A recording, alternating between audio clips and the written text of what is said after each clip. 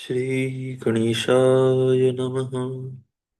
गुरुर्ब्रह्मा गुरुर्विष्णु गुरुर्देवो महेश्वर गुरुर्साक्षात् परब्रह्म तस्मै श्रीगुरुवे नमः। त्वमेव माता च पिता त्वमेव त्वमेव बन्धु च सखा त्वमेव त्वमेव विद्या द्रविणं त्वमेव त्वमेव सर्वं मम देवदेव।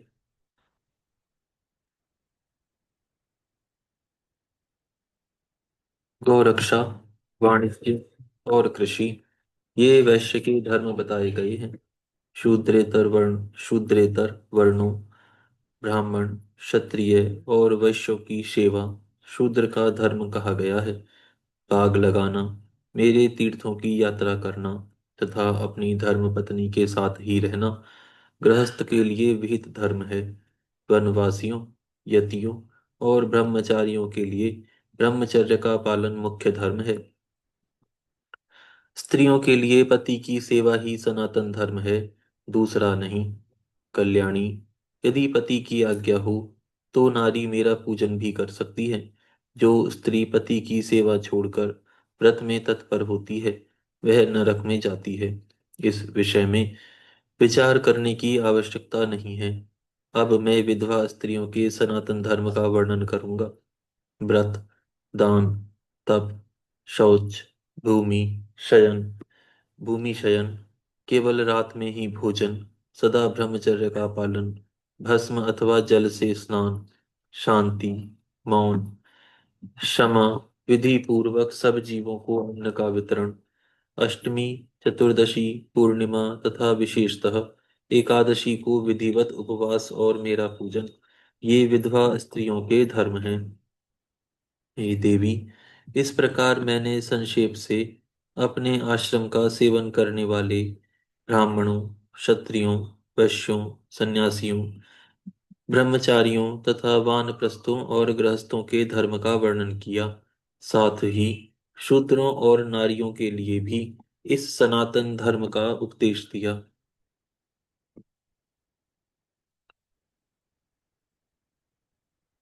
देवेश्वरी, आपको सदा मेरा ध्यान और मेरे षडाक्षर मंत्र का जप करना चाहिए।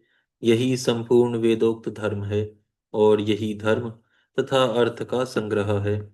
लोक में जो मनुष्य अपनी इच्छा से मेरे विग्रह की सेवा का व्रत धारण किए हुए है, पूर्व जन्म की सेवा के संस्कार से युक्त होने के कारण भावातिरेक से संपन्न है, वे स्त्री आदि विषयों में अनुरक्त हो या विरक्त, पापों से उसी प्रकार लिप्त नहीं होते जैसे जल से कमल का पत्ता। मेरे प्रसाद से विशुद्ध हुए उन विवेकी पुरुषों को मेरे स्वरूप का ज्ञान हो जाता है। फिर उनके लिए कर्तव्य का विधि निषेध नहीं रह जाता। ऐसी दशा में आश्रमोचित धर्मों का अनुपालन भी उनके लिए प्रपंचवत दुख रूप ही होता है। समाधि तथा शरणागति भी आवश्यक नहीं रहती। जैसे मेरे लिए कोई विधि निषेध नहीं है, वैसे ही उनके लिए भी नहीं है।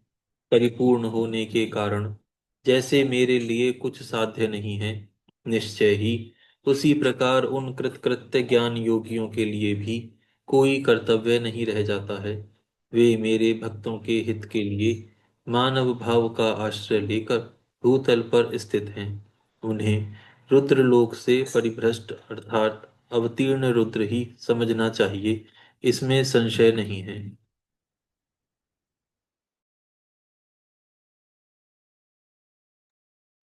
जैसे मेरी आज्ञा ब्रह्मा आदि देवताओं को कार्य में प्रवृत्त करने वाली है, उसी प्रकार उन शिव योगियों की आज्ञा भी अन्य मनुष्यों को कर्तव्य कर्म में लगाने वाली है। वे मेरी आज्ञा के आधार हैं, उनमें अतिशय सद्भाव भी है। इसलिए उनका दर्शन करने मात्र से सब पापों का नाश हो जाता है तथा प्रशस्त फल की प्राप्ति को सूचित करने वाले विश्वास की भी वृद्धि होती है। जिन पुरुषों का मुझ में अनुराग है, उन्हें उन बातों का भी ज्ञान हो जाता है जो पहले कभी उनके देखने, सुनने या अनुभव में नहीं आई होती हैं। उनमें अकस्मात कंप, स्वेद, अश्रुपात, कंठ में स्वर विकार तथा आनंद आदि भावों का बारंबार उदय होने लगता है। ये सब लक्षण उनमें कभी एक एक करके अलग अलग प्रकट होते हैं और कभी संपूर्ण भावों का एक साथ उदय होने लगता है। कभी विलग न होने वाले इन मंद, मध्यम और उत्तम भावों द्वारा उन श्रेष्ठ सत्पुरुषों की पहचान करनी चाहिए। जैसे जब लोहा आग में तपकर लाल हो जाता है, तब केवल लोहा नहीं रह जाता, उसी तरह मेरा सानिध्य प्राप्त होने से वे केवल मनुष्य नहीं रह जाते, मेरा स्वरूप हो जाते हैं। हाथ, पैर आदि के सारथम्य से मानव शरीर धारण करने पर भी वे वास्तव में रुद्र हैं। उन्हें प्राकृत मनुष्य समझकर विद्वान पुरुष उनकी अवहेलना ना करें। जो मूढ़ चित्त मानव उनके प्रति अवहेलना करते हैं, वे अपनी आयु, लक्ष्मी, कुल और शील को त्याग कर नरक में गिरते हैं। मुझसे अतिरिक्त किसी अन्य की चाह न रखने वाले जीवन मुक्त महामना शिव योगियों के लिए ब्रह्मा, विष्णु तथा इंद्र का पद भी तुच्छ होता है। गुणों के संबंध से उत्पन्न होने वाले बुद्धि लब्ध, प्राकृत तथा जीवात्म संबंधी ऐश्वर्य अशुद्ध हैं। अतएव गुणातीत पद की प्राप्ति की इच्छा वाले गुणेश्वरों को इनको त्याग देना चाहिए। अथवा बहुत कहने से क्या लाभ, जिस किसी भी उपाय से मुझ में चित्त लगाना कल्याण की प्राप्ति का एकमात्र साधन है। उपमन्यु जी कहते हैं, इस प्रकार परमात्मा श्री कंठनाथ शिव ने तीनों लोकों के हित के लिए ज्ञान के सारभूत अर्थ का संग्रह प्रकट किया है। संपूर्ण वेद शास्त्र, इतिहास, पुराण और विद्याएं इस विज्ञान संग्रह की ही विस्तृत व्याख्याएं हैं। ज्ञान, ज्ञेय, अनुष्ठेय, अधिकार, साधन और साध्य, इन छह अर्थों का ही यह संक्षिप्त संग्रह बताया गया है। गुरु के माध्यम से प्राप्त हुआ ज्ञान ही वस्तुतः ज्ञान है। काश, पशु तथा पति ये जानने योग्य विषय हैं। लिंगार्चन आदि अनुष्ठेय कर्म हैं तथा जो शिव भक्त हैं वही यहाँ अधिकारी कहा गया है। इस शास्त्र में शिव मंत्र आदि साधन कहे गए हैं तथा शिव जी के साथ अभिन्नता साध्य है। ज्ञान, ज्ञेय आदि इन छह विषयों के ज्ञान से सर्वज्ञता की प्राप्ति हो जाती है, ऐसा शास्त्रों में कहा जाता है। अपने वैभव के अनुसार भक्ति पूर्वक कर्म यज्ञ आदि के द्वारा मनुष्य शिव की ब्रह्म पूजा करने के पश्चात अंतर्योग में निरत होना चाहिए। पूर्व में किए गए महान पुण्यों के कारण जिस महात्मा की बहिर्योग में विशेष अनुरक्ति हो चुकी है, उसके लिए कोई भी बाह्य कर्तव्य शेष नहीं रहता। श्री कृष्ण, जो शिव और शिवा संबंधी ज्ञानामृत से तृप्त है और उनकी भक्ति से संपन्न है, उसके लिए बाहर भीतर कुछ भी कर्तव्य शेष नहीं है। इसलिए क्रमशः बाह्य और अभ्यंतर कर्म को त्याग कर ज्ञान से ज्ञेय के साक्षात्कार करके फिर उस साधनभूत ज्ञान को भी त्याग दें। यदि चित्त शिव में एकाग्र नहीं है, तो कर्म करने से भी क्या लाभ। और यदि चित्र एकाग्र ही है, तो कर्म करने की भी क्या आवश्यकता है। अतः बाहर और भीतर के कर्म करके या ना करके जिस किसी भी उपाय से भगवान शिव में चित्त लगाएं। जिनका चित्त भगवान शिव में लगा है और जिनकी बुद्धि सुस्थिर है, ऐसे सत्पुरुषों को इहलोक और परलोक में भी सर्वत्र परमानंद की प्राप्ति होती है। यहाँ ओम नमः शिवाय इस मंत्र से सब सिद्धियां सुलभ होती हैं। अतः बराबर विभूति, उत्तम मध्यम ऐश्वर्य की प्राप्ति के लिए इस मंत्र का ज्ञान प्राप्त करना चाहिए। यहाँ पर यह अध्याय पूर्ण होता है। यहाँ से 12वां अध्याय प्रारंभ होता है। इस अध्याय में पंचाक्षर मंत्र के महात्म्य का वर्णन किया गया है। श्री कृष्ण बोले, सर्वज्ञ महर्षि प्रवर, आप संपूर्ण ज्ञान के महासागर हैं। अब मैं आपके मुख से पंचाक्षर मंत्र के महात्म्य का तत्ववत वर्णन सुनना चाहता हूँ। उपमन्यु जी ने कहा, देवकी नंदन, पंचाक्षर मंत्र के महात्म्य का विस्तार पूर्वक वर्णन तो 100 करोड़ वर्षों में भी नहीं किया जा सकता। अतः संक्षेप से इसकी महिमा सुनो। वेद में तथा शैवागम में दोनों जगह यह षडक्षर प्रणव सहित, यानी प्रणव के साथ पंचाक्षर है और वैसे षडक्षर है, जब ओम लग जाता है शायद तब। प्रणव सहित पंचाक्षर मंत्र समस्त शिव भक्तों के संपूर्ण अर्थ का साधक कहा गया है। इस मंत्र में अक्षर तो थोड़े ही हैं, परंतु यह महान अर्थ से संपन्न है।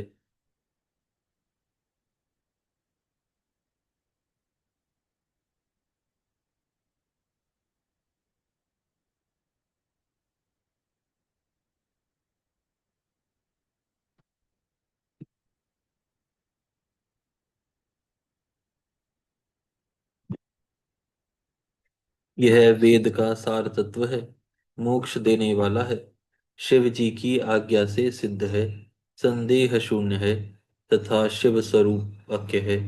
यह नाना प्रकार की सिद्धियों से युक्त दिव्य, लोगों के मन को प्रसन्न एवं निर्मल करने वाला, सुनिश्चित अर्थ वाला अथवा निश्चय ही मनोरथ को पूर्ण करने वाला तथा परमेश्वर का गंभीर वचन है। इस मंत्र का मुख से सुखपूर्वक उच्चारण होता है। सर्वज्ञ शिव ने संपूर्ण देहधारियों के सारे मनोरथों की सिद्धि के लिए इस ओम नमः शिवाय मंत्र का प्रतिपादन किया है। यह आदि षडक्षर मंत्र संपूर्ण विद्याओं मंत्रों का बीज मूल है। जैसे वट के बीज में महान वृक्ष छिपा हुआ है, उसी प्रकार अत्यंत सूक्ष्म होने पर भी इस मंत्र को महान अर्थ से परिपूर्ण समझना चाहिए। ओम एक एकाक्षर इस एकाक्षर मंत्र में तीनों गुणों से अतीत, सर्वज्ञ, सर्वकर्ता, द्युतिमान, सर्वव्यापी प्रभु शिव प्रतिष्ठित हैं। ईशान आदि जो सूक्ष्म एकाक्षर ब्रह्म हैं, वे सब नमः शिवाय इस मंत्र में क्रमशः स्थित हैं।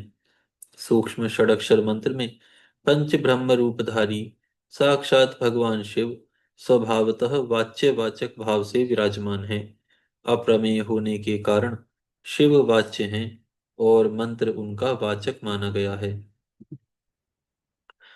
शिव और मंत्र का यह वाच्य वाचक भाव अनादिकाल से चला आ रहा है, जैसे यह घोर संसार सागर अनादिकाल से प्रवृत्त है। उसी प्रकार संसार से छुड़ाने वाले भगवान शिव भी अनादिकाल से ही नित्य विराजमान हैं। जैसे औषध रोगों का स्वभावतः शत्रु है, उसी प्रकार भगवान शिव संसारिक दोषों के स्वाभाविक शत्रु माने गए हैं। यदि ये भगवान विश्वनाथ न होते तो यह जगत अंधकारमय हो जाता, क्योंकि प्रकृति जड़ है और जीवात्मा अज्ञानी। अतः इन्हें प्रकाश देने वाले परमात्मा ही हैं। प्रकृति से लेकर परमाणु पर्यंत जो कुछ भी जड़ रूप तत्व है, वह किसी बुद्धिमान चेतन कारण के बिना स्वयं करता नहीं देखा गया है। जीवों के लिए धर्म करने और अधर्म से बचने का उपदेश दिया जाता है। उनके बंधन और मोक्ष भी देखे जाते हैं। अतः विचार करने से सर्वज्ञ परमात्मा शिव के बिना प्राणियों के आदि सर्ग की सिद्धि नहीं होती। जैसे रोगी वैद्य के बिना सुख से रहित हो क्लेश उठाते हैं, उसी प्रकार सर्वज्ञ शिव का आश्रय न लेने से संसारी जीव नाना प्रकार के क्लेश भोगते हैं।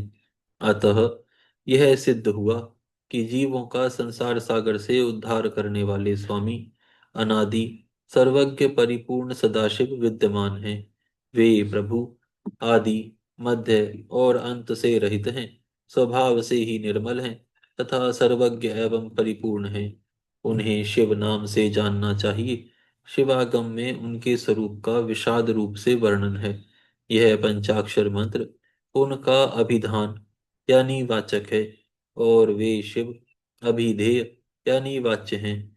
अभिधान और अभिधेय वाचक और वाच्य रूप होने के कारण परम शिव स्वरूप यह मंत्र सिद्ध माना गया है।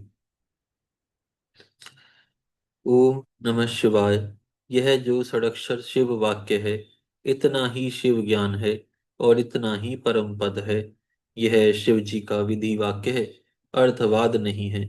यह उन्हीं शिव का स्वरूप है जो सर्वज्ञ, परिपूर्ण और स्वभावतः निर्मल हैं, जो समस्त लोगों पर अनुग्रह करने वाले हैं।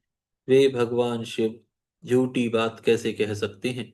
जो सर्वज्ञ हैं, वे तो मंत्र से जितना फल मिल सकता है उतना पूरा का पूरा बताएंगे, परंतु जो राग और अज्ञान आदि दोषों से ग्रस्त हैं, वे झूठी ही बात कर सकते हैं। वे राग और अज्ञान आदि दोष ईश्वर में नहीं हैं। अतः ईश्वर कैसे झूठ बोल सकते हैं? जिनका संपूर्ण दोषों से कभी परिचय ही नहीं हुआ, उन सर्वज्ञ शिव ने जिस निर्मल वाक्य पंचाक्षर मंत्र का प्रणयन किया है, वह प्रमाणभूत ही है, इसमें संशय नहीं है। इसलिए विद्वान पुरुष को चाहिए कि वह ईश्वर के वचनों पर श्रद्धा करे। यथार्थ पुण्य पाप के विषय में ईश्वर के वचनों पर श्रद्धा न करने वाला पुरुष नरक में जाता है। शांत स्वभाव वाले श्रेष्ठ मुनियों ने स्वर्ग और मोक्ष की सिद्धि के लिए जो सुंदर बात कही है, उसे सुभाषित समझना चाहिए। जो वाक्य राग, द्वेष, असत्य, काम, क्रोध काम, क्रोध और तृष्णा का अनुसरण करने वाला हो, वह नरक का हेतु होने के कारण दुर्भाषित कहलाता है। अविद्या एवं राग से युक्त वाक्य जन्म मरण रूप संसार क्लेश की प्राप्ति में कारण होता है। अतः वह कोमल, ललित अथवा संस्कृत यानी संस्कार युक्त हो तो भी उससे क्या लाभ, जिसे सुनकर कल्याण की प्राप्ति हो तथा राग आदि दोषों का नाश हो जाए। वह वाक्य सुंदर शब्दावली से युक्त ना हो तो भी शोभन तथा समझने योग्य है। मंत्रों की संख्या बहुत होने पर भी जिस विमल षडक्षर मंत्र का निर्माण सर्वज्ञ शिव ने किया है, उसके समान कोई कहीं दूसरा मंत्र नहीं है। षडक्षर मंत्र में छयों अंगों सहित संपूर्ण वेद और शास्त्र विद्यमान है। अतः उसके समान दूसरा कोई मंत्र कहीं नहीं है। 7 करोड़ महामंत्रों और अनेकानेक उपमंत्रों से यह षडक्षर मंत्र उसी प्रकार भिन्न है जैसे वृत्ति से सूत्र। जितने शिव ज्ञान हैं और जो जो विद्या स्थान हैं, वे सब षडक्षर मंत्र रूपी सूत्र के संक्षिप्त भाष्य हैं। जिसके हृदय में ओम नमः शिवाय यह षडक्षर मंत्र प्रतिष्ठित है, उसे दूसरे बहुसंख्यक मंत्रों और अनेक विस्तृत शास्त्रों से क्या प्रयोजन है। जिसने ओम नमः शिवाय इस मंत्र का जप दृढ़ता पूर्वक अपना लिया है, उसने संपूर्ण शास्त्र पढ़ लिया और समस्त शुभ कृत्यों का अनुष्ठान पूरा कर दिया। आदि में नमः पद से युक्त शिवाय, ये 3 अक्षर जिसकी जिह्वा के अग्रभाग में विद्यमान हैं, उसका जीवन सफल हो गया। पंचाक्षर मंत्र के जप में लगा हुआ पुरुष यदि पंडित, मूर्ख, अंत्यज अथवा अधम भी हो, तो वह पाप पंजर से मुक्त हो जाता है। दे देवी पार्वती के द्वारा पूछे जाने पर शूलधारी परमेश शिव ने सभी मनुष्यों और विशेष रूप से द्विजों के हित के लिए इसे कहा था। यहाँ पर यह अध्याय पूर्ण होता है। आज हम यहाँ विराम करते हैं, कल से प्रारंभ करेंगे। हे गौ माता, आप सभी देवताओं की माता, सभी तीर्थों का तीर्थ, सभी पुण्य का पुण्य है। हम सभी आपको दंडवत प्रणाम करते हैं। आपकी कृपा सदैव हमारे ऊपर बनी रहे।